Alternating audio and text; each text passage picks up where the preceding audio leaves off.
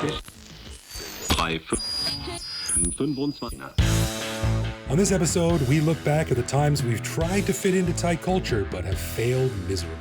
So if you've ever done something in Thailand that made you or those around you cringe, you'll love this episode of the Bangkok Podcast.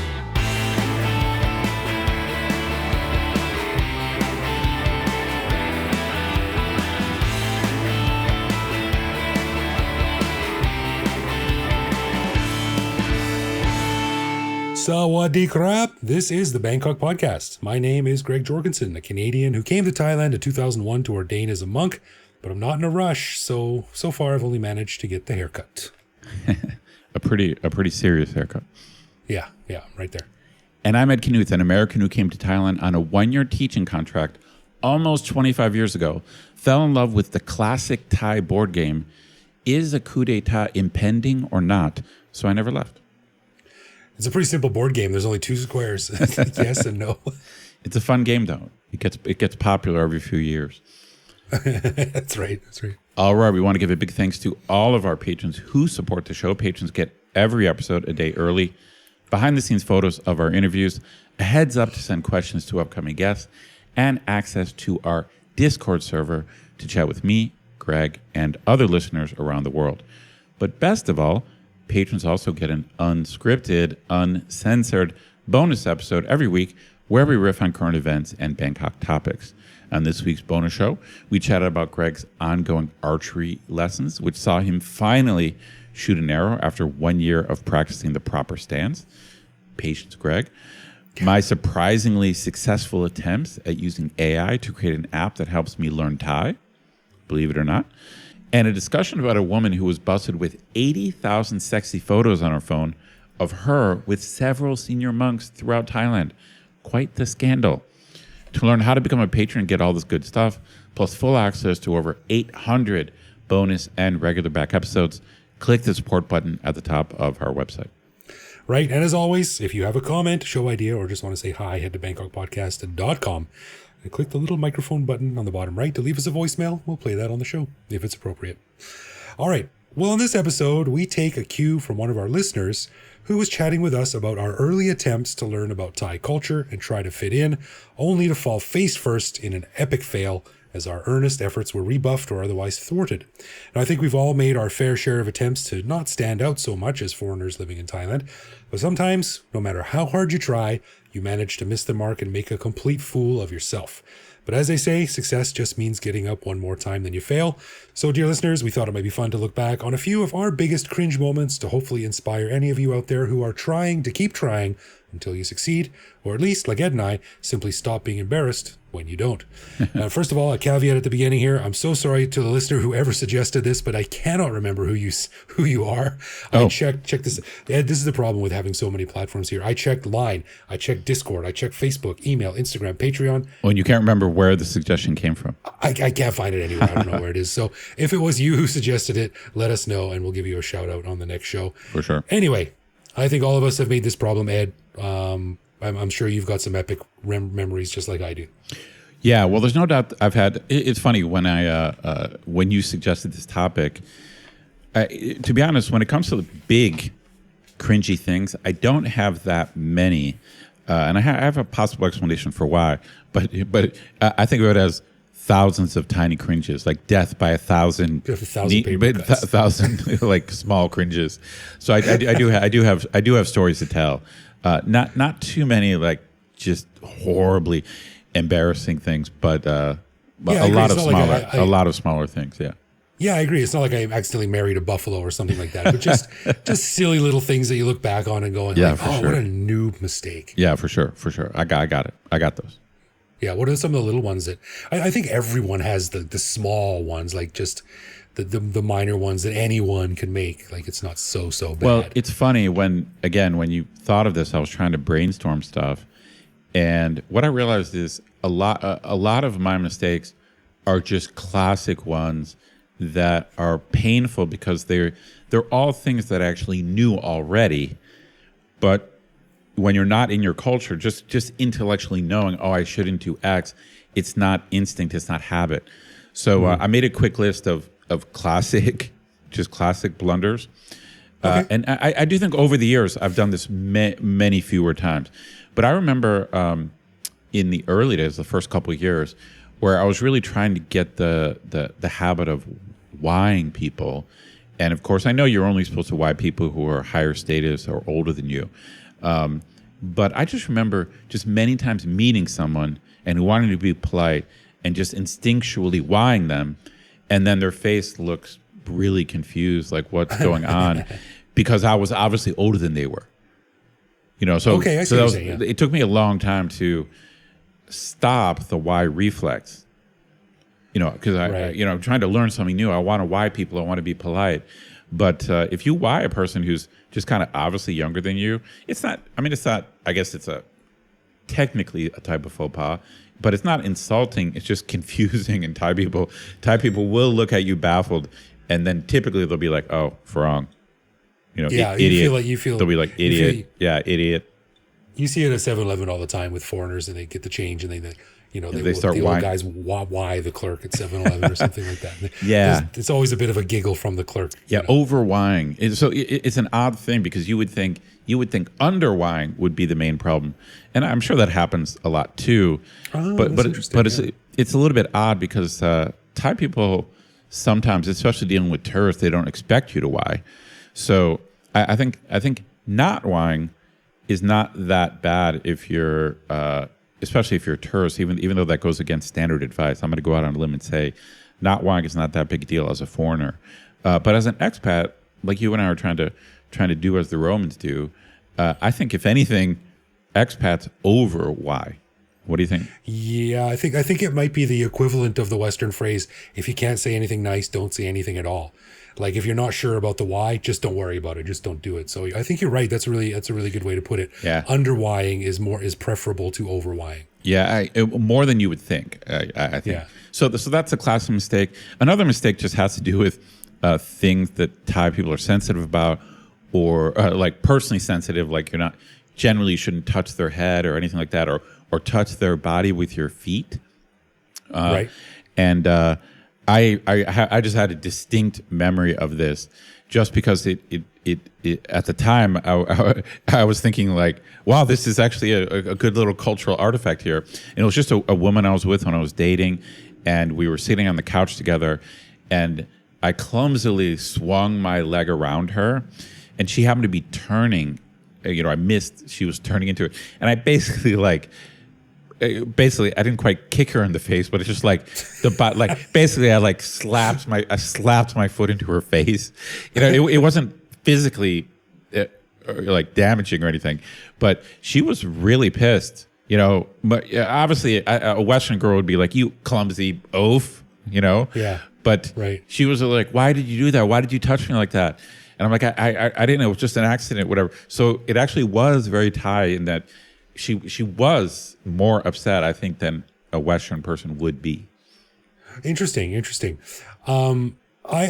something just popped into my head too, and it was a bit of a reverse because my wife did something to me when we were dating, and I got a little bit pissed at her, and she didn't understand why it was a big deal. So we had some noodles at some little street side stall, and at the end of it, she said, "Okay, pay."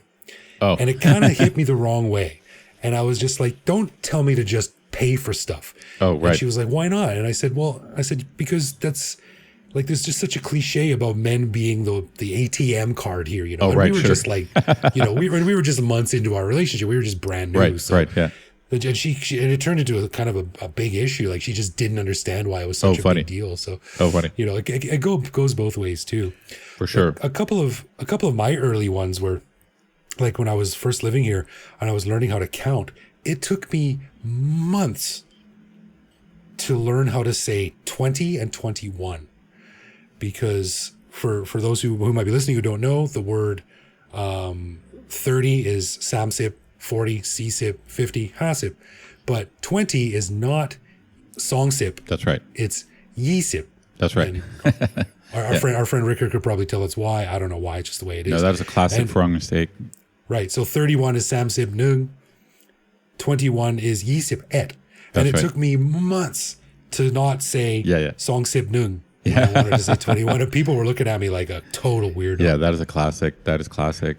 The other just basic mistake I made, and this is something that even though I know you're not supposed to do it, I was at, I think it was a Wat Po, and it was one of those long days, and towards the end of the day, we were in one of the big temples, and they had some kind of ceremony going on, and I was, sitting on my knees and butt for a while, and then I'm like, I can't do that. And a bunch of foreigners had kind of moved to the total back of the temple and were just sitting there. And so I moved back there, and I just sat down with my back against the back wall, and then stuck my legs out like an idiot because my legs hurt because I was, kind of sitting, I was sitting cross-legged. And then, like a guard had to come over and tell me not to point my foot like towards the, which is such a class. But I knew that, like I know you're not supposed to do that. I just forgot. It's not habitual. Right. Like you can intellectually know the right thing, but it's not habitual. So I consider those types of things that's classic cringe. Yeah, they're not. We're not even trying to fit in. It's just learning to adapt. Yeah, just doing dumb mistakes kind of thing. Yeah, but each of us have a couple of things down here that sort of stand out to us of things that we've sort of made an effort to do or have purposely done, but have turned out to not work out the way we wanted them to work out. So you want me to go first with this? Yeah, sure. I've got a few here. Well, I don't know if you know this about me, Ed, but I love cereal. I do know that. I do know this about you. Yeah, I want to open a restaurant called Cereal Killer, whatever. You and our longtime listener Kelly, cereal people. That's right. And I think a nice big bowl of cereal with really cold milk on a hot day would be like a perfect snack for foreigners. I think Thais would think it's crazy, but anyway. In my first apartment, I had to go and deck it out with bowls and cups and things like this. So sure. I went to Tesco, and I was looking at all the bowls, and I was like, I'd like to have a nice big cereal bowl, like not a punch bowl, but bigger than a little bowl that fits in your hands. So I saw some on the counter, some nice plastic bowls, and I picked them up.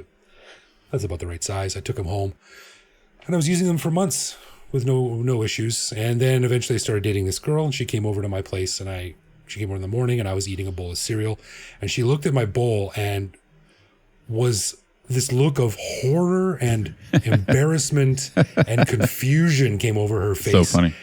And unbeknownst to me, I had bought not a cereal bowl, but one of the plastic bowls that you use to scoop water out in the toilet, to dump water. Oh, the toilet scooping thing. Oh, that's great. Yeah.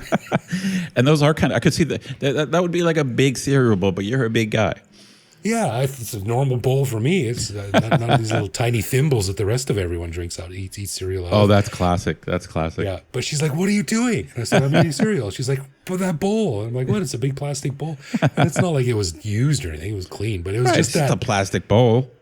It's just that cultural thing of like, those aren't used for food. Those are used to scoop water in the toilet. I love it. Classic. I was very embarrassed. Well, I got a couple of things that just stick out. They're not, again, I don't have anything too embarrassing, but these just kind of stick out. I'm going to confess something. In general, I'm bad with names. No problem. A lot of people are. But I've gotten better over the years. But when I first got here, and I was teaching, not at my university, but somewhere else, I'm just going to plead guilty. I could not tell my students apart. I know it's the classic thing, like if you're Westerners, all Asians look alike. What I'm going to say, I'm just going to confess. I'm just going to plead guilty. Like like when I got here, it's like my joke was like, all my students are skinny, cute with long black hair. It's like all of them, and then there's one guy, and it's like it's like, and it's just like, I mean, I think I've gotten better over the years, and I know it's not really an excuse, but the first couple of years, I was just like, all of these girls look alike. I'm just going to plead guilty. Like that, I really was like, they all look alike. Now, your students at university, they wear street clothes or uniforms? Well, I'm at university, so this is actually pre-university, but my faculty is unique in that we don't have a uniform requirement because we're supposed to be Western style. So at my university, it's easier because they dress differently. Okay. Yeah, well, because when I was teaching, I couldn't tell my students apart either, but they were all wearing the same uniform. Brutal. They had the state mandated haircut. Brutal. Yeah. Well, I was teaching, so the bottom line is, I'm already bad with words on top of this other factor, right? And I was doing a bunch of different teaching. I had 2 different teaching jobs.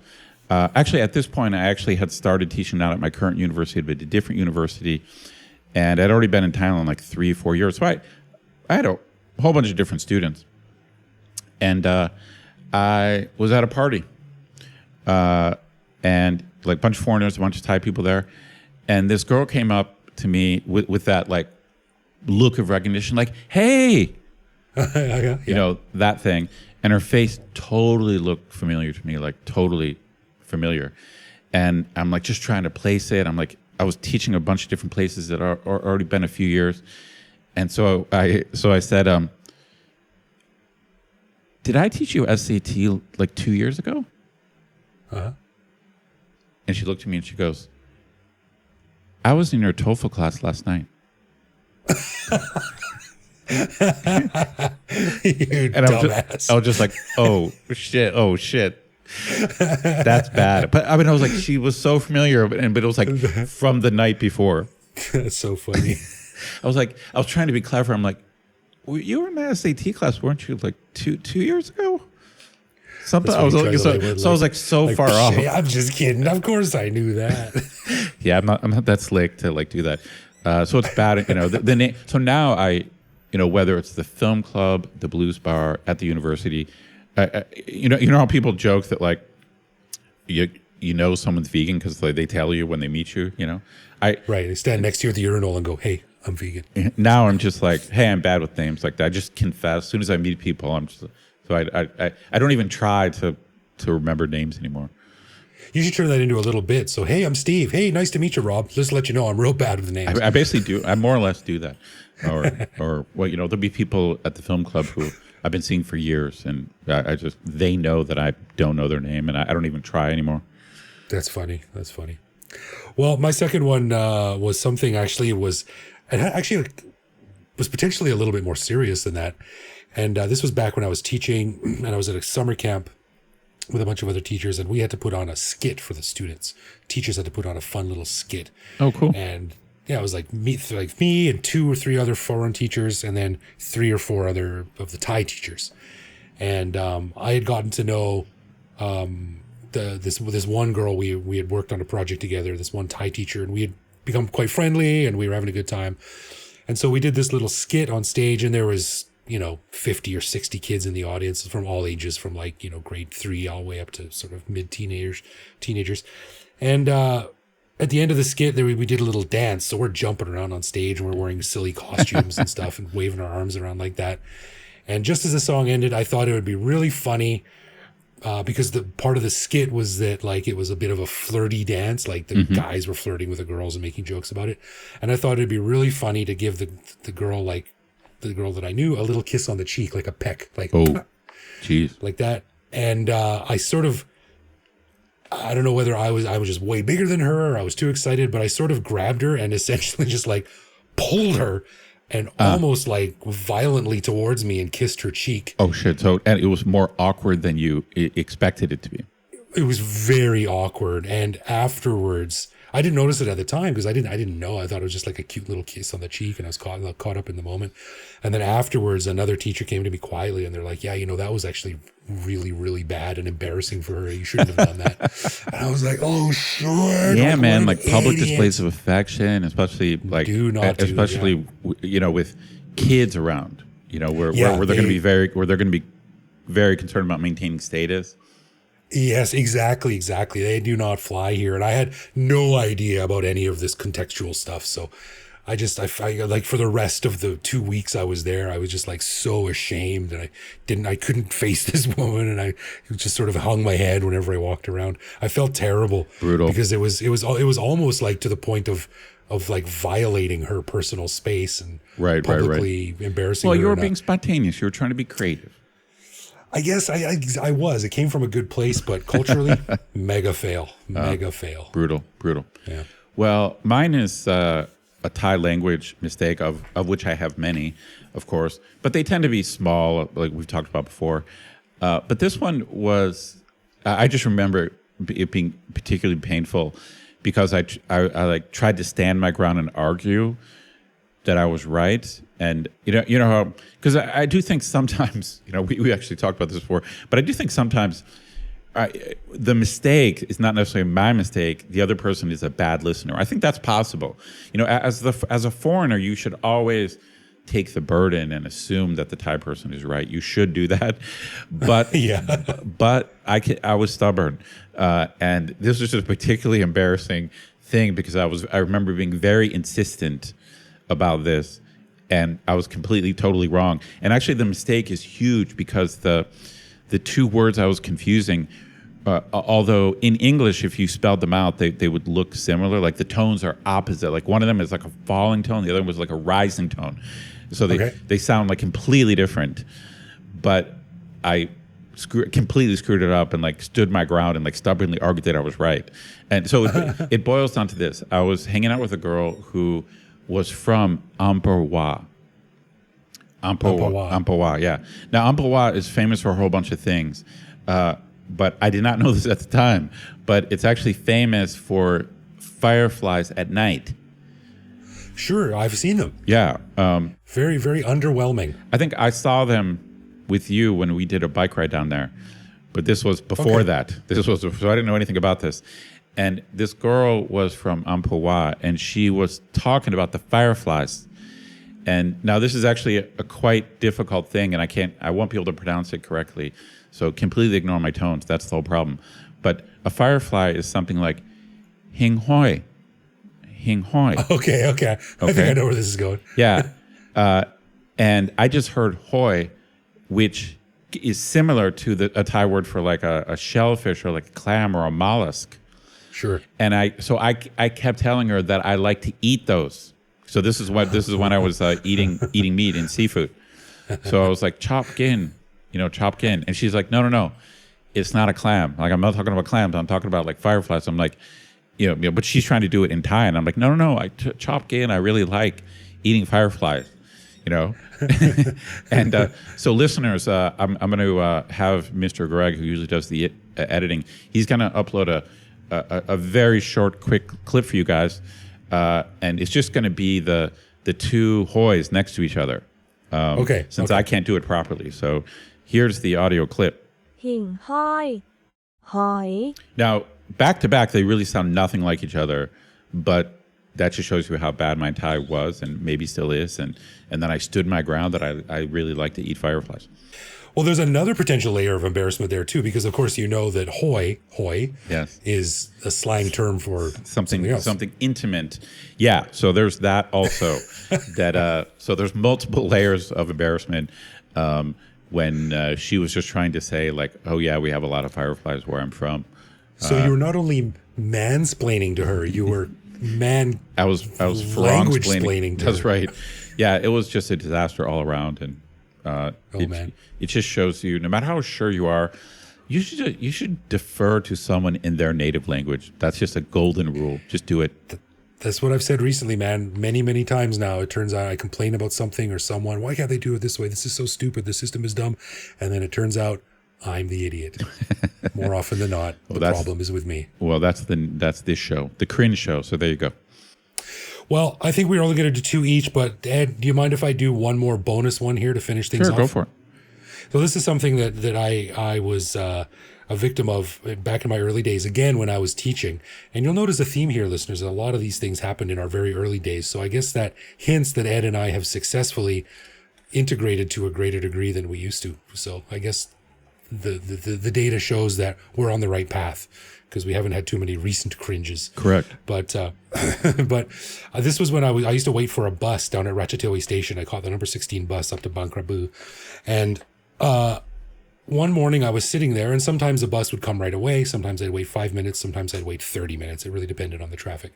So one day I was sitting there, and I was brand new. I'd been in Thailand I'd been in Bangkok about 3 months at this point.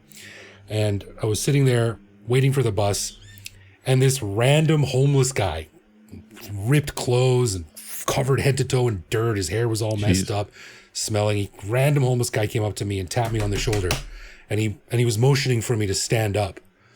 And I just sort of was like, no, no thanks, whatever, I'm not interested. And I just sort of ignored him. And he became very insistent, and he kept tapping my shoulder, and he was looking around. He was like coming from behind you, or? He walked right up to me on my side. I was sitting on a little bench. Oh, okay. He walked up to me from my right-hand side, and he was looking around, and he was trying to find like someone to talk to or point something. And he was pointing at the road, and he was pointing at me, and he was trying to get me to stand up. And I'm like, well, this guy's crazy. Does he want money? Does he want family? Like, leave me alone. Go away, homeless guy. Yeah, right. And it was a good minute of this guy getting increasingly agitated. Right. And I'm kind of wondering, like, is this guy mentally disturbed? Is he going to pull out a knife and stab me or something like that? So finally, someone came up to me and in very broken English said that the Royal Motorcade was about to pass right in front of us. Oh, geez. and this guy was just trying to do his duty as a Thai citizen, like stand for the Royal Motorcade. Yeah. And I was like, leave me alone, idiot. Leave me alone, idiot. And I kind of wonder what would happen if I had just like, they drove by and this lone farang was sitting down. Can you imagine just? Well, that's a mistake you don't want to make. But again, Exactly. it's funny. I have some sympathy for us, even though we're clearly in the wrong in all of these cases. It's just hard. It's just hard when it's not your instinct. Right. Exactly. Like my wife and telling me to pay. She didn't know that there was an extra level of context there. That's right. Might be taken out of turn. So there you go. Correct. Anyway, listeners, we know we're not the only ones. So if you feel like it, send us your faux pas. Yeah, let us know which your mistakes you made. cringy things. The more you talk about them, the better you'll feel. It's therapy. That's right. Free therapy. All right, let's get into some love, loathe, or live with, where one of us picks a particular aspect of living in Bangkok, which we discuss to decide if it's something that we love about living here, loathe about living here, or have come to accept as something that we just have to learn to live with, no matter how we feel about it. This week, Ed, what do you got for me? All right, Mr. Greg. So I'm not sure you've encountered this. I've encountered it several times, and it's not an issue now for me because I'm vegetarian. But I'm a little bit surprised at how many people eat this. I do think it's more of an Isan thing, but what do you think about essentially it's basically eating rats or what like I remember my buddy who brought some of this to a barbecue. I'm like, dude, what? It was like stretched like between the twigs, And I'm like, dude, what is that? He goes, it's a field mouse. And I'm like, you mean a rat? It's like, it's a field mouse. It's like Thai, and like, his Thai girlfriend was like, oh, this is delicious, like Alroy Mak. And, and it's basically a rat. Do you eat rat? I never have. Oh, you never have? But Ask I your wouldn't wife. say no. I bet your wife has. I'm not saying anything about your wife. I'm just saying she's Thai. Thai people eat everything. Well, she hasn't eaten any fireflies. Not that you know of. You never know. She might be a firefly eater. We've all got secrets. I've never knowingly eaten it, but I wouldn't say no to it. I also wouldn't go looking for it. Well, I can say when I was eating meat and I was offered rat, I was not down. I'm actually not a very adventurous eater. Maybe that's why I ended up being vegetarian. So even when I loved eating meat, but I was not one of those guys who was like, hey, let's eat the scorpions on Khao San Road. I was not that guy. I've eaten the grasshoppers, the worms. Oh, you have? There you are. Jesus. So you are one of those. I am one of those. Yeah, I've eaten. When Scott and I were in Japan, we went out for an epic meal one night. We ate chicken ovaries. Oh, jeez. And horse sashimi. Nope. Okay, yeah, totally different. Even when I was eating meat, I was eating chicken, pork, beef, like a normal person. Yeah, I wouldn't, like, if I saw a stall on the side of the road, I'd have to be pretty hungry to stop and eat it. But if someone gave it to me and said, try it, I would. It's basically a rat stretched between twigs, and it looks like a big rat. Yeah. Yeah, I'd see if there's anything else to eat first. It tastes like chicken, though, Greg, I'm sure. Everything does, yeah. So that would probably be a live with for me, bordering on loathe. So. All right, loathe for me. Yeah. Ugh. All right, a final thanks to our patrons who support the show. Patrons get a ton of cool perks and the warm, fuzzy feeling knowing that they're helping in our never-ending quest for cool content. Find out more by clicking support on our website. And connect with us online. We're Bangkok Podcast on social media, bangkokpodcast.com on the web, or simply bangkokpodcast@gmail.com. We love to hear from our listeners and ours reply to our messages. True that. You can also listen to each episode on the YouTube. So send us a voicemail through our website that we'll feature on the show. Hit me up on Blue Sky. I'm BKK Greg. Thank you for listening, everyone. We'll see you back here next week. No doubt.